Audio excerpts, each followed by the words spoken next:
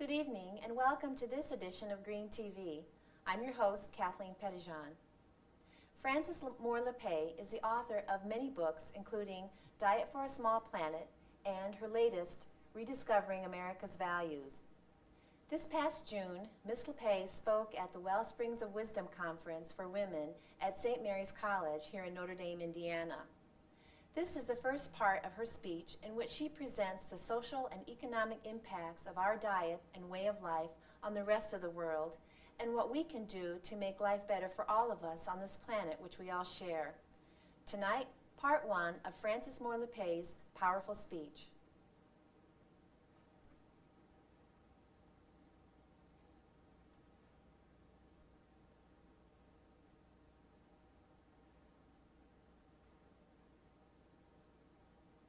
When my daughter and I wrote Hope's Edge together, and she was the age that I was when we set out on our journey on 5 continents to write Hope's Edge.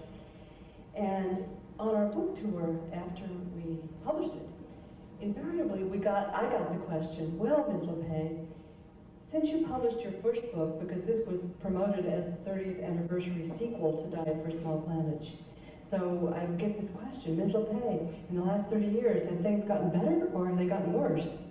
And I would do a dramatic pause and I would say, both. And the interviewer then didn't know where to go with that. But my point is, and my point tonight, is that in fact, what's so hard for human beings to handle is that both are true. Things have gotten so much worse on the one hand. On the other hand, emerging in this world are breakthroughs that I could never have dreamt to be possible. I would never have predicted to be conceivable 30 years ago. So what this time then calls for is what I love to think of as the expanding heart, the heart that's big enough to hold all of that, all the pain, the deepening suffering, and the joyous emergence of real solutions coming from people all over the world discovering their own power, discovering in many ways some very common lessons about how to create healthy community. So how do we grow our hearts big enough to be alive and thrive and have energy in this era? Well, the title that is my talk tonight, the beginning of it is Discovering Our Power. And in a way, this is a phrase that might describe my whole life's journey. And when I was my daughter's age, 26, I asked, well, let me put it this way, it dawned on me that if I could understand the whys, if I could just understand why the most basic of needs was not being met, and it seemed to me that food was it, that hunger was it. If people are hungry, you know, if we haven't figured that out yet, sort of what else matters, because that's the first thing that every living creature does. So I began to see that to find my own power, to find our power of our species, to address our deepening problems, we have to ask these square one questions in order to uncover the causal pattern.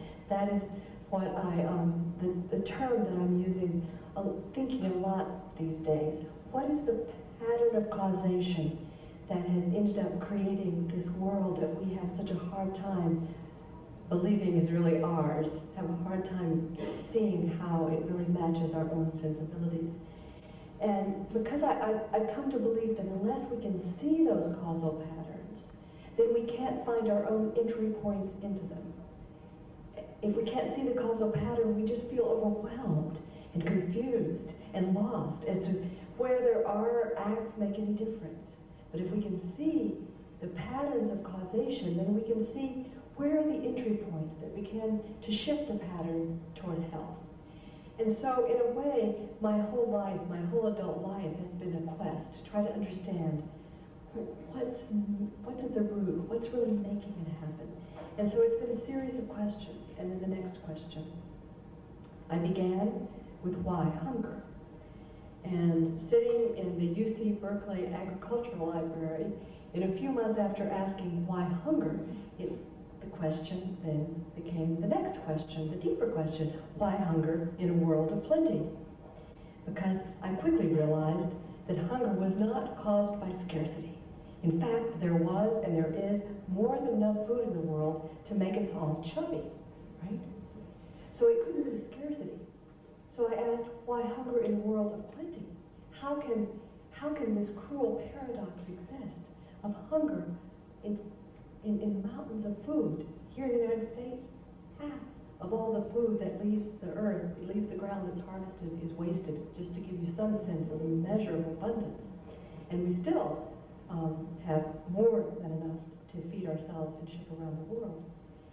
So I probed that question, why hunger in a world of plenty, and realized that we were actually taking tremendous abundance, and at that point feeding a third of it to animals, to livestock, a third of all the grain produced in the world, the basic staple food.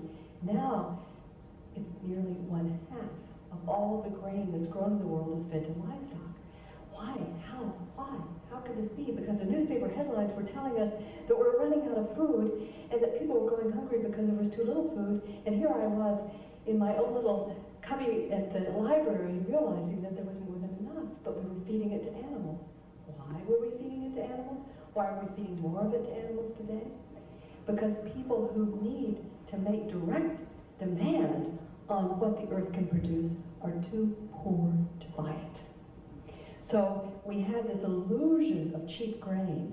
So it makes perfect economic sense then to feed it to animals as a sort of an input, feed it as a raw material, if you will, all of this grain, so that we can produce a luxury product, meat, that the poor can't buy, but certainly a class of people around the world can.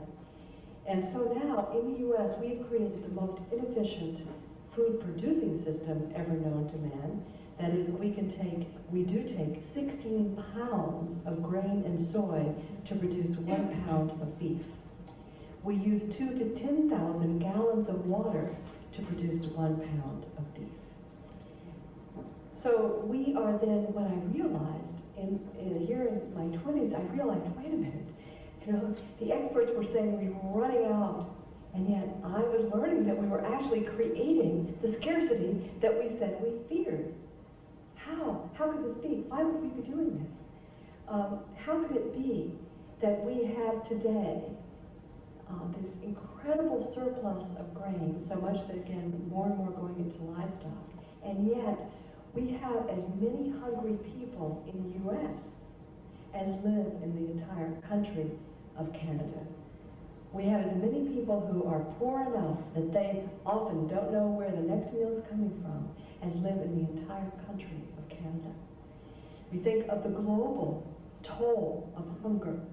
As many people die from hunger and hunger-related disease in 1 week as died in the Asian tsunami. So, how can this be? My question then, I sort of kept peeling away the layers, and the next question then is, wait a minute, not one of us gets up in the morning, you couldn't find anyone in South Bend who gets up in the morning and says, yes, I think my goal this morning will be to make sure there's more hungry children in the world, right? Or I want to make sure more carbon dioxide so that we can have greater global warming problem. In other words, not one of us feels that we're choosing this. And so the question then, how could it be that we as societies are creating a world that none of us feel is ours? That none of us feel really is aligned with what we ourselves as individuals would want? That became the next question. And I began to answer that this way. First, I came to see that hunger and so many of our deepening problems are not a scarcity of resources, but a scarcity of democracy. Now, you usually think of democracy as voting, and if you think of democracy as voting, there's more democracy in the world than ever. But what I came to realize as I visited countries like Guatemala or India, I began to see, or here in the U.S., where we have hunger, that you could have all the most beautiful structures of democracy on the books, voting and constitutions and multiple parties, but the essential ingredient, the heart and soul of democracy, could still be missing. That heart and and soul I began to see as voice, as real voice, having a say in what is happening and your future of your own society. Because if you think about it, not one person chooses to go hungry. They don't choose to have their children go hungry. So I began to think, well, by definition, if people are going hungry, by definition, that means that their voices are not heard. Their voices are denied. And so I began to look at hunger as the litmus test for democracy. Where there is hunger, the promise of democracy has not been fulfilled. And so when I began to look at it that way, I began to then understand that we must go deeper than simply what we typically think of in this country, what I now call thin democracy, simply the institutions in place without the culture, without the voices of everyone having a say over their essentials to their own thriving. So, but then I have to ask, why again? Keeping asking why again to find the causal pattern. So I asked why again. What can be powerful enough? What can be powerful enough to have our species overriding this instinctive, I would say instinctive need to share food? When you think about it, as we emerged in tribal form, that was what we did. We hunted and gathered. When we made the kill on the hunt, we shared the meat. When we came back from hunting and gathering, the sharing of food is one of the things that helped our species get to where we are. So what could be powerful enough to override our fundamental sensibilities? Since I'm arguing that not one of us would choose to have people die of hunger in a world of plenty. And so I've been moved by many social philosophers in trying to answer this question. But one, I was particularly struck by his work. Many of you of my generation will recognize the name. His name is Erich Fromm. And many of you will remember from the early 70s, I believe, his book, The Art of Loving. But Erich Fromm wrote many profound books, but one I had not read until about 8 years ago. And it's entitled The Anatomy of Human Destructiveness. In this book, Erich Fromm writes one sentence that grabbed me. And then Anna and I put that in our book, Hope's Edge, because it is just so riveting. He writes, "It is man's humanity that makes him so inhumane." It is man's humanity that makes him so inhumane. And what's his saying? What he is saying is that our unique capacity to construct ideas about the world, this is what Dr. Clark was referring to. This is our great strength of our species and is our undoing. What Erich Fromm is saying is that we all have what Anna and I came to call mental maps, what Erich Fromm calls a frame of orientation, that literally determines what we can see and what we cannot see, and even more, determines who we think we are.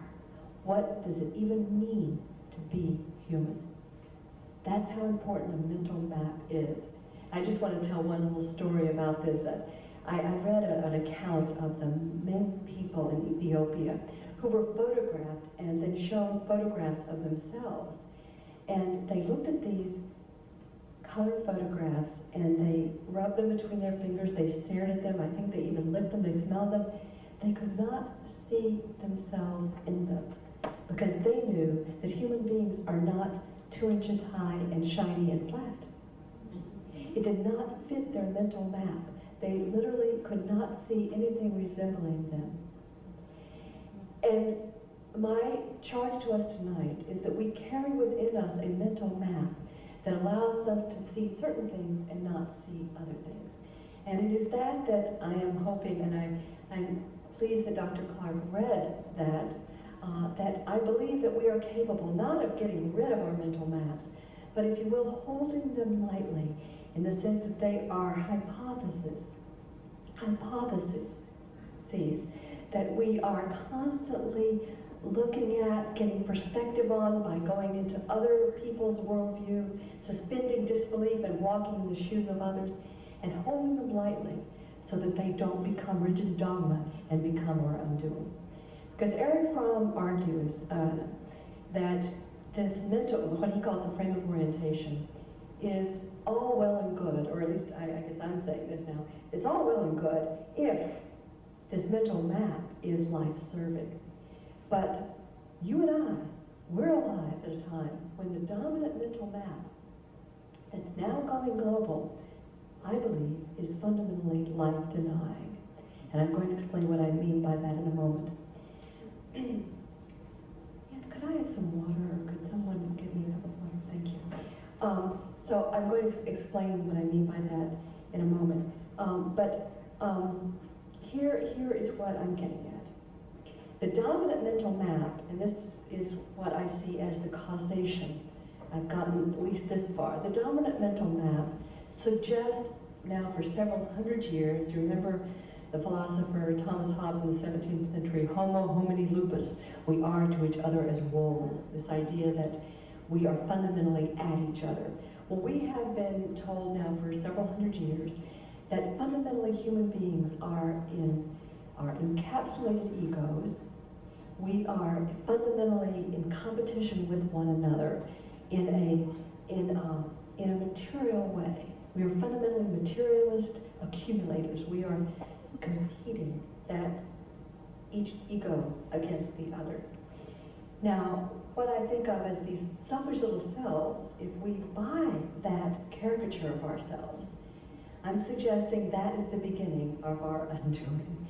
Because if we buy that caricature, if we're caught in that caricature, then it follows like night to day that we want to immediately look for some impersonal laws that can govern human affairs, that will relieve these selfish little accumulators from mucking things up, because things will just work automatically.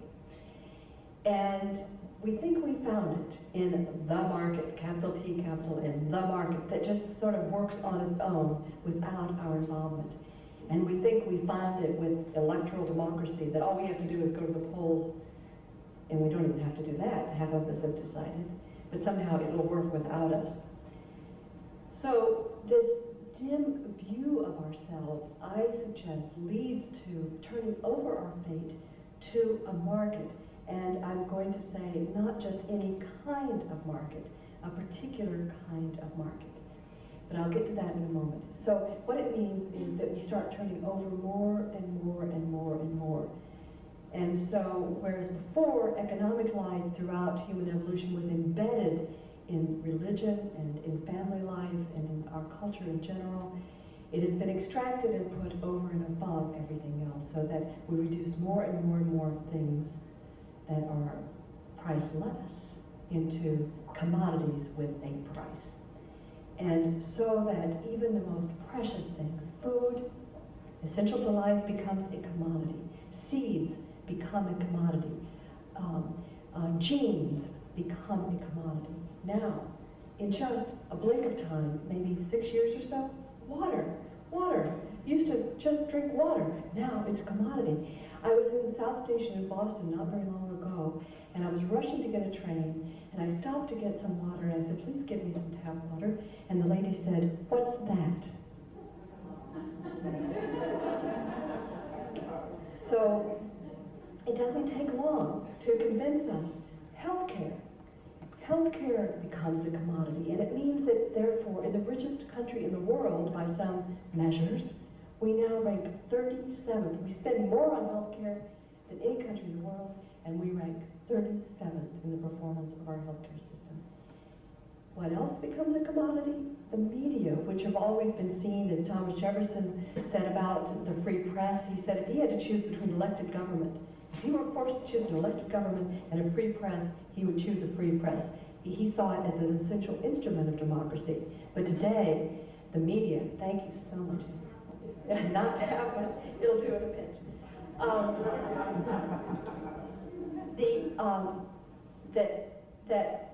The media, what does that stand for? It's the media of communication, which is essential to democracy, but it has become another commodity to sell commodities. So even elections have become in many ways a commodity. If you think of how candidates are sold to us, whoever has the biggest bucks to buy those ads on television. And did you know, I just learned for the first time this year that the presidential debates are sponsored by corporations? Did you know that? I had no idea in my naivete. So my suggestion is that once we begin to accept this view of ourselves, turn over our fate to a market that we think is better than we are in sorting out all outcomes, then we turn more and more of that as essential to life itself and to healthy community into that which is simply ruled by whoever has the most money can access it. Now, I'm suggesting this, we're turning over our fate not to any kind of market mechanisms, because there are many ways to organize a market, but to one peculiar notion that we can make things work here and now. This is the scheme that we're promoting throughout the world, that we can create communities that are good for us by turning over our fate to a particular kind of market. And I mean by that, one driven by a single driver, and that is highest return to existing wealth. Now think about it. Our entire corporate structure is built on the notion of highest return to those already holding the stock of those companies. So our entire system is based on highest return to existing wealth. So it doesn't take a PhD in economics to figure out that, left to its own devices, that wealth will concentrate and concentrate and concentrate until we reach the point where we have today, to the top 1% of us control more wealth than the bottom 95% put together. The gap between the top CEOs and the top 300, 400 corporations in America is now over 5, and the ratio of their compensation to the average worker in America is now over 500-fold, the contrast. This, by the way, just compared to other industrial capitalist systems, this is 30 to 40 times greater gap than you would see, say, in Japan or Western Europe. So this notion that that there's one single driver, highest return to existing wealth, one of the ironies that is hard to recognize is that actually this mechanism ends up undermining the very competitive rationale for a market to begin with. Why do we love the market? Because of competition. And yet, left to its own devices, it is anti-competition. It wipes out competition. As we see in the world today, corporations have become so enormous that just 6 corporations, the combined sales of the top 6 corporations is greater than the gross domestic product of all the countries in the world, except for the top 8. So what happens then is that the very thing that capitalist market is prized for, which I am a definite advocate of the market system, but the market system doesn't work under this non-competitive concentration and control. So let me just focus for a minute on the food industry, because that's what I have focused on as my way into this pattern. That the challenges for us in terms of having real choice, the basis of what I think of as real freedom, is we walk into a supermarket today and we see 35,000 products, and we think, the market is really working. We have great choice in America. What we don't know is that of those 30 to 35,000 products, half of the sales are from just 10 companies, on whose boards sit 140 people, probably fit in this room, that are fundamentally making the choices about what we put into our bodies. Now, this illusion of choice, though, continues because we walk in and we grab some Maxwell's coffee, Altoids mints, Kraft cheese, Miller's beer, and we think, oh, these are all, what, do you know? How many of us think about this? This is all one company. This is now called Altria. It is actually Philip Morris. So do you realize that you're giving your money to Philip Morris? Probably not. Coke, sells under 400 brands. 400 brands. And so what I came to see, and actually my favorite chapter in Diet for a Small Planet is Who Asked for Fruit Loops? Because I asked the reader to imagine that you, the reader, are the CEO of a big food conglomerate, and you're trying to figure out how to make it work. You're part of this single driver system. Your driver is highest return to your shareholders, and how are you going to do that? That's all you got your eyes on. And so everything you do, but I take the reader through this and realize that every decision that is made, more fat, more sugar, more salt, more processing, more additives, every single decision is good for their bottom line and bad for our health. And now we're seeing it quite visibly in a healthcare crisis, an absolute epidemic. In other words, the way I love to say it is the more and more concentrated, tighter and tighter and tighter, narrower and narrower and narrower our food industry has become, the wider and wider and wider and wider Americans have become. And this is no coincidence. Let me just give you a couple of examples why this is no coincidence. Take something called high fructose corn syrup, which wasn't even in our food really 20 years ago. High fructose corn syrup is cheap, so it started replacing real sugar. And only recently have we come to realize, one, that our sugar consumption in the United States per capita has increased by 50% since I was a kid. 60 pounds of sugar. But a lot of that we have no idea because it is in soft drinks. High fructose corn syrup is very profitable for the big food companies. But how many of us know that, one, it increases the triglyceride levels in our blood, which contributes to heart disease. It impairs the blood sugar control, and also nutritionists are beginning to say that we don't feel as full when we drink it, so that means we even drink more. And yet it does stimulate fat cells. So many are understanding now that this obesity epidemic is directly related to the degradation of our food, and particularly the introduction of substances like high fructose corn syrup.